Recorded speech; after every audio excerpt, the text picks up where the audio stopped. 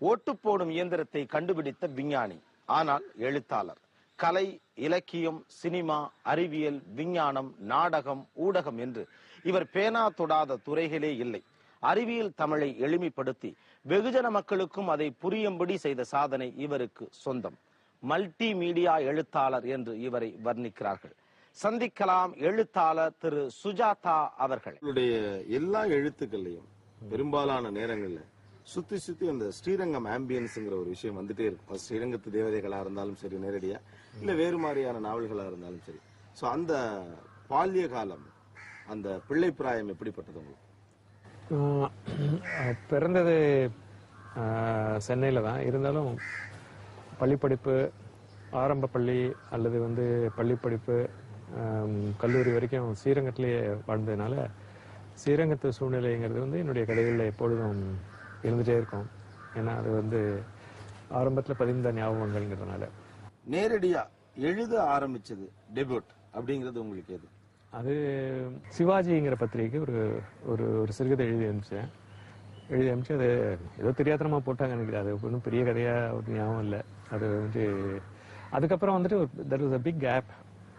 அதுக்கப்புறம் எழுத்துல ஆர்வம் இல்லை, படிக்கிறதுலையும் வேலை தேடுறதுலையும் ஆர்வம் இருந்தது. அதுக்கப்புறம் படிப்பு முடிஞ்ச அப்புறம் தான் எழுதவே ஆரம்பிச்சேன்னு சொல்லலாம்.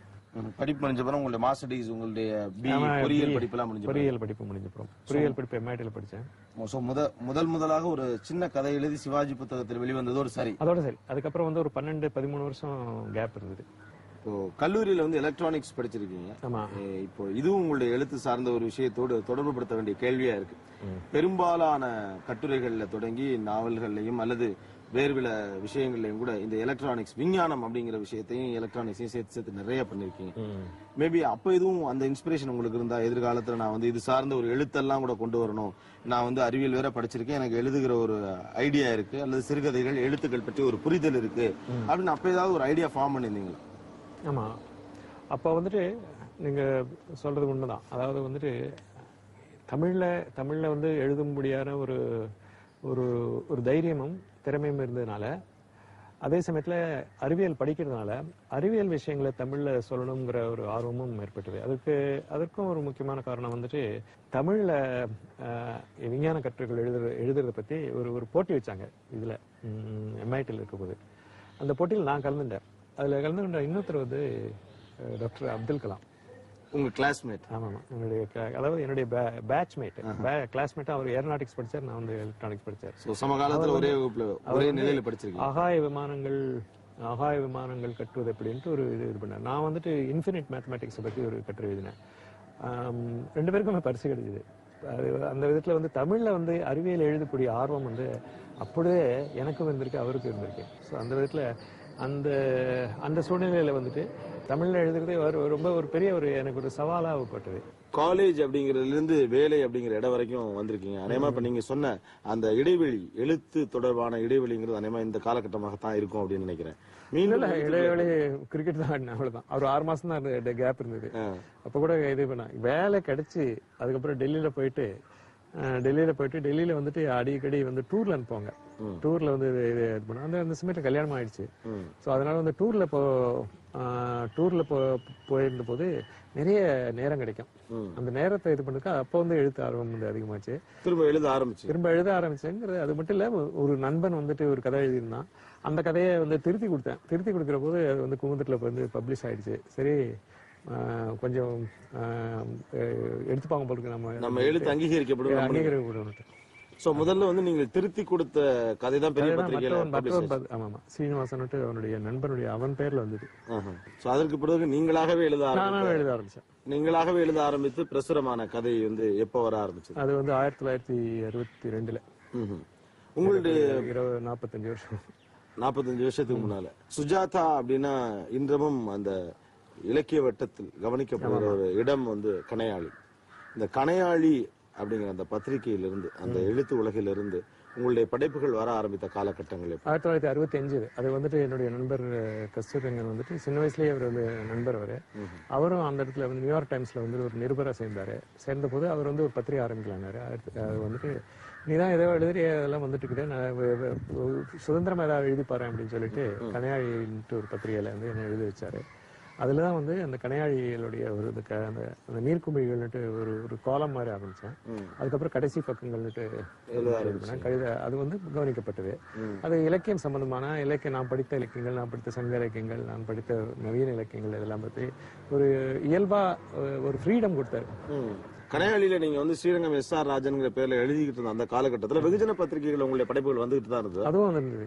அது வந்து சுஜாதாங்கிற பேர்ல வந்தது, இது எஸ்.ஆர்.ங்கிற பேர்ல வந்திருந்தது. அதனால வந்து இது இவங்க ரெண்டு பேருக்கும் ஒரு வித்தியாசம் இருக்கிறதா கூட ரொம்ப ஜனங்கள் நினைச்சிட்டு இருந்தாங்க. அந்த எஸ்.ஆர். ராஜன் வேற, ஸ்ரீரங்கம் எஸ்.ஆர். வேறங்கிறது மாதிரி ஸ்ரீரங்கம் எஸ்.ஆர். வந்து சுஜாதாவை கிண்டல் பண்ற மாதிரி கூட எழுதியிருக்கேன். சுஜாதா பற்றிய இன்னொரு முக்கியமான அபிப்பிராயமும் கௌரவமும்ங்கிறது அந்த விஞ்ஞான ரீதியான எழுத்துக்கள், எஸ்பெஷலி கம்ப்யூட்டர்ஸ், கணினி உலகத்தை வீட்டுக்குள்ள கொண்டு வர்றது அப்படிங்கிற அந்த விஷயம்.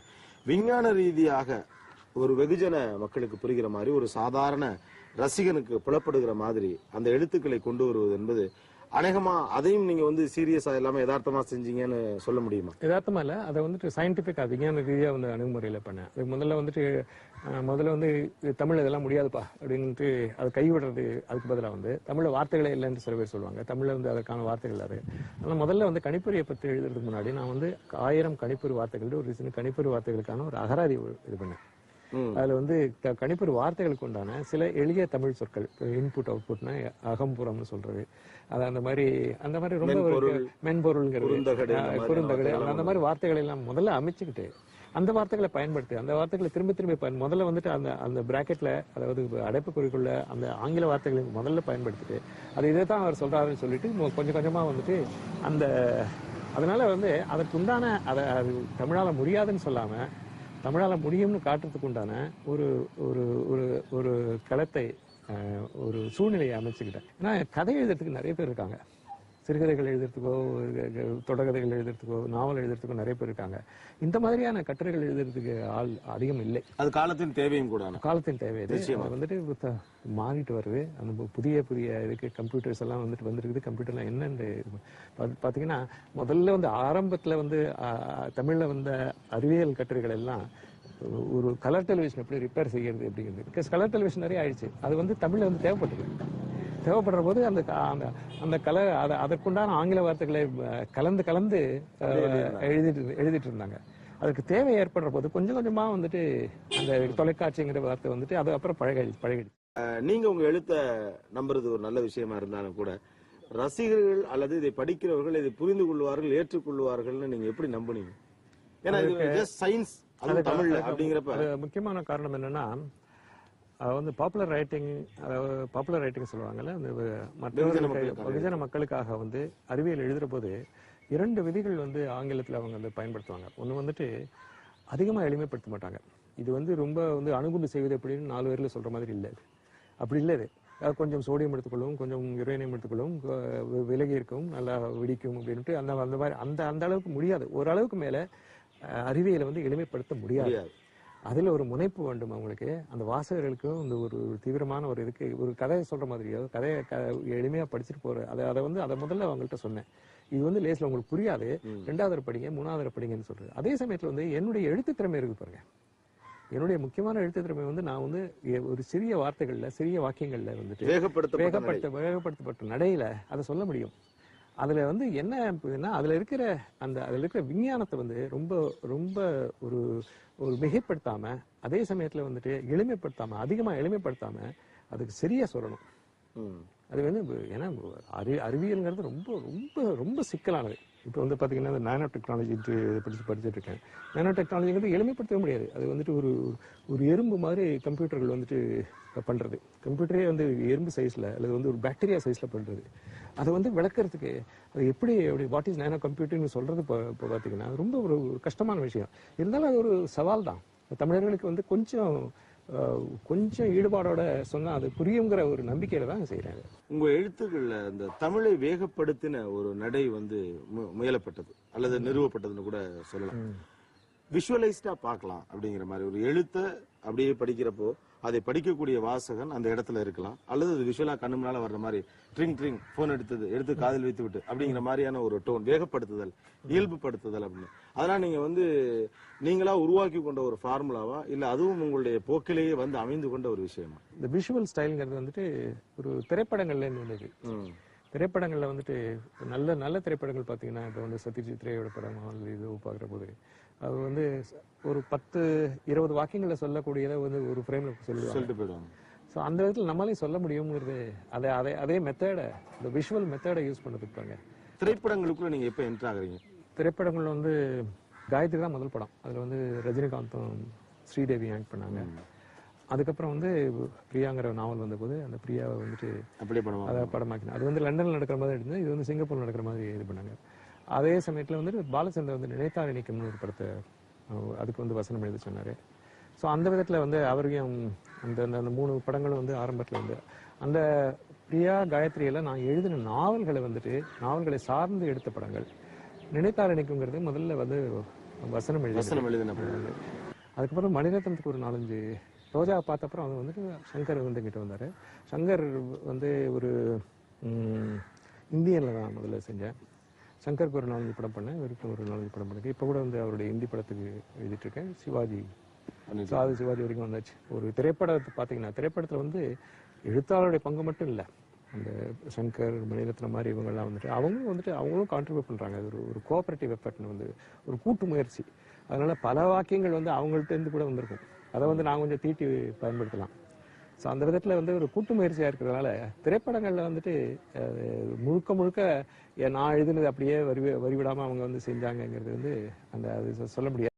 இந்த ஏஜ்லயும் கூட ஆக்டிவா அவங்களை நீங்க இயக்க முடிவதற்கு என்ன காரணம் நினைக்கிறீங்க? என்ன காரணம் என்னன்னா, இது முக்கியமான காரணம் தெரிந்து கொள்ளும் ஆர்வம்னு சொல்லலாம். இன்னும் நம்ம கற்றது கைமண் அளவுன்னு சொல்லாம அந்த மாதிரி இது வரைக்கும் நம்ம தெரிஞ்சது ரொம்ப கொஞ்சம். இன்னும் தெரிஞ்சுக்க வேண்டியது நிறைய இருக்குது. உலக அளவு இருக்குது, அந்த பிரபஞ்சத்துக்கு அளவு இருக்குதுங்கிற போது அதனால தெரிந்து கொள்ளும் ஆர்வம் இருக்கிற வரைக்கும் அதனால இப்போ இதுக்கு முடிவே இல்லைங்கிறது கடைசி வரைக்கும். இந்த Wodehouse P G Wodehouse ஒரு ரைட்டர், ரொம்ப நல்ல ஹியூமரஸ் ரைட்டர், 93 வயசு வரைக்கும் அவர் எழுதிட்டே இருந்தாலும் அந்த டைப்ரைட்டர்ல பாதி ஒரு வார்த்தையில அப்படியே விழுந்து அதான் லாஸ்ட் எழுதினாரு. அது அப்படியே இறந்து போயிட்டாராம். ஸோ அந்த மாதிரி கடைசி வரைக்கும் எழுதிட்டு இருக்கிறது பாருங்க, அது ரொம்ப முக்கியமான ஒரு இது. அதுக்கு முக்கியமான ஒரு தூண்டுகோல் என்னன்னா, மாறும் உலகத்தை பற்றிய ஆர்வம், மாறும் உலகம், மாறும் விஷயங்களை பற்றிய ஆர்வம். இல்லைன்னா 1962 நான் எழுதினதே திருப்பி அதே கதையை எழுதிட்டு இருப்பேன். நீங்க சொன்ன மாதிரி 1960களில் இளைஞர் வட்டத்தை குறிவைத்தோ அல்லது இன்றைய தலைமுறை என்று அன்றைக்கு இருந்த தலைமுறையை குறிவைத்தோ எழுதப்பட்டு நீங்க ஜெயிச்ச மாதிரியே இன்றைய தலைமுறையை குறிவைத்து உங்களால் எழுதி ஜெயிக்க முடியுதே எப்படி? அதுக்கு இன்றைய தலைமுறை மறுபடியும் அதை அப்ப பார்த்த மாதிரி இன்றைய தலைமுறை ஃப்ரெஷ்ஷா மறுபடியும் பார்க்கறதுனால இன்றைய தலைமுறையுடைய பேச்சுவார்த்தைகள், இன்றைய தலைமுறையுடைய இயல்புகள் என்ன பாத்தீங்கன்னா, வசந்த் காரை மாத்திட்டே இருப்பான். முதல்ல வியட் கார் வச்சிருப்பான். அதுக்கப்புறம் இப்ப பாத்தீங்கன்னா அது காரன் இந்த நவீன காரா இருக்கும். அவனோட பேச்சு முறையும் மாறும், அவனுடைய இதுவும் மாறும். உருவாக்குற நீங்களும் அந்த காலத்துக்கு ஏற்ற மாதிரி மாறி காலத்துக்கு மாறிக்க அவங்களை மாத்திட்டே வரணும். இல்லைன்னா பழைய இதை அவங்களும் அதனுடைய ஆதாரமான கேரக்டர் மட்டும் வச்சுட்டு அவங்க பயன்படுத்துகிற கருவிகள், பயன்படுத்துகிற ஒரு உபகரணங்கள் அது எல்லாத்தையும் நிச்சயம் மாற்ற முடியும். இன்றைய பேச்சு மொழி வார்த்தைகள் எல்லாத்தையும் கூட மாற்ற முடியும். சொதப்பிட்டாம்பாஸ் அப்படிங்கிறதுலாம் இப்பதான் எழுத முடியும். 1962 அந்த வார்த்தையே கிடையாது. சூப்பர்ங்கிற வார்த்தை இப்பதான் ஒரு 5 வருஷமா தான் பயன்படுத்திட்டு இல்லையா? சோ உங்களுடைய நரைக்கும் உங்களுடைய மனதுக்கும் சம்பந்தம் இல்ல. அடுத்ததாக உங்களுடைய திட்டங்கள் என்ன? பல பரிமாணங்கள் எழுத்துல நீங்க கொண்டு வந்தது உண்டு. அறிவியல் தமிழ், இலக்கிய தமிழ், அதற்கு பிறகு வெகுஜன மக்களுடைய மொழியை வேகப்படுத்தல், இப்படி பல்வேறு பரிமாணங்களை பார்த்தாச்சு. இப்போ சிவாஜி ஒரு மிகப்பெரிய எதிர்பார்ப்பை ஏற்படுத்தி இருக்கு. அதை என்ன பண்ணிருக்கீங்கன்னு சொல்ல மாட்டீங்க, சோ அதை கேட்கவும் முடியாது. அடுத்து உங்களுடைய திட்டம் என்ன இந்த துறையில்? எழுத்துத்துறையில நான் செய்ய வேண்டியது அதிகப்படியான அறிவியல் கட்டுரைகள், அறிவியல் புத்தகங்கள் எழுத வேண்டிய ஒரு கட்டாயம் ஏற்பட்டிருக்கு. அந்த புதிய அறிவியல் விஷயங்களை சொல்ல வேண்டிய கட்டாயம் இருக்கிறது. கதை எழுதுறதுக்கு குறைச்சிக்கிட்டேன். கதை எழுதுறது நிறைய பேர் இருக்காங்க. அது மட்டும் இல்லாம கதை எழுதுறதுடைய கதையினுடைய கவலைகள் எந்த கதையை இப்ப எடுத்தாலும் அது ஏற்கனவே எழுதின மாதிரி 250 கதை எழுதியாச்சு. ஸோ அதனால ஏற்கனவே எழுதின மாதிரி இருக்குது. அறிவியல் ஒண்டி தான் மாறாம அது புதுசா இருக்குது. புதுசாகவும் இருந்துட்டே இருக்கும். பழசாகாம புதுசாகவும் இருக்கு. ஸோ அந்த விதத்தில் அறிவியல் கட்டுரைகள் அதிகமாக எழுதுறது இருக்கு. அதுக்கப்புறம் வந்து சிந்தனையை தூண்டக்கூடிய கட்டுரைகள் எழுதுவது. சினிமாவை பொறுத்தவரையும் எனக்கு நண்பர்களுக்கு வந்துட்டு அவங்க சொல்ற அந்த கதையில வந்துட்டு என்னால வந்து ஏதோ ஒரு விதத்துல வந்து என்னால வந்து அதற்கு வந்து செறிவூட்ட முடியும்னு சொல்ற போதுதான் அதை இப்பதான் எடுத்துக்கிறேன். கூட வந்து நிறைய பேர் வந்து கேட்குறாங்க, டைரக்டர்ஸ் வந்து கட் பண்ணா ஒரு காஃபி கொடுக்குறது சார் அப்படின்னு ஆரம்பிப்பாங்க. வந்துட்டு இதெல்லாம் வேணாம், எனக்கு வந்துட்டு இவ்வளவு தூரம் இந்த அளவுக்கு வந்து எனக்கு சொல்லாதீங்க, நல்ல அந்த கதையில வந்து எனக்கு ஆர்வம் இருந்தால் தான் எடுக்க வந்து அதை வந்து நான் எழுதியே ஆகணுங்கிற கட்டாயம் இல்லை. ஸோ அதனால ஒரு திறமை இருக்குது, அந்த திறமையை பயன்படுத்தக்கூடிய விரும்பக்கூடிய நண்பர்கள் இருக்காங்க.